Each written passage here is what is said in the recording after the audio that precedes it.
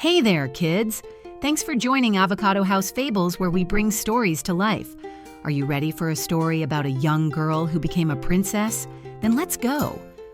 Once upon a time, in a kingdom far, far away, there was a kind young girl named Cinderella. Now, Cinderella wasn't like the other girls in the kingdom. She lived with her mean stepmother and her stepsisters, who were always making her do all the chores. "Sweep the floor, wash the dishes," they would shout, but Cinderella never complained. She did it all with a smile, humming a happy tune. But the poor girl had a secret. She had a heart full of dreams. One day, the king sent out an invitation to all the young ladies in the land.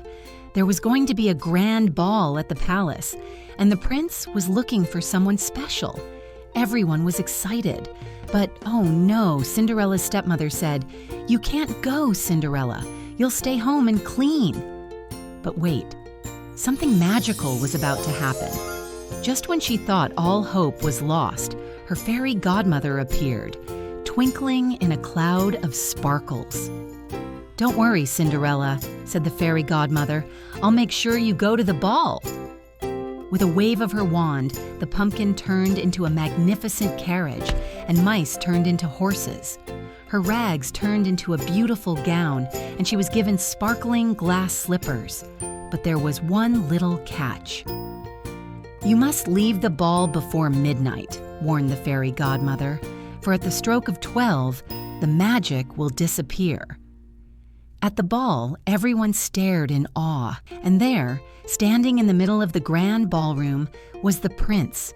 He couldn't take his eyes off Cinderella. They danced, they laughed, and for the first time, Cinderella felt truly happy. But oh no, as the clock struck midnight, Cinderella remembered. She ran out of the palace, leaving behind a single glass slipper. The next day, the prince went to every house, looking for the girl who had left the slipper behind. When he arrived at Cinderella's house, her stepsisters tried to fit into the slipper, but it was far too small for them. And then, finally, Cinderella tried it on, and it fit perfectly. The prince and Cinderella were married, and they lived happily ever after. Cinderella's kindness, patience, and heart of gold had been rewarded, and she was no longer treated as just the servant girl. And that, my friends, is the lesson of Cinderella's story. What was your favorite part of this tale? If you enjoyed it, make sure to like and subscribe for more. If you think someone else would enjoy this story, make sure to share it with them. Thanks for joining Avocado House Fables, where we bring stories to life. See you next time.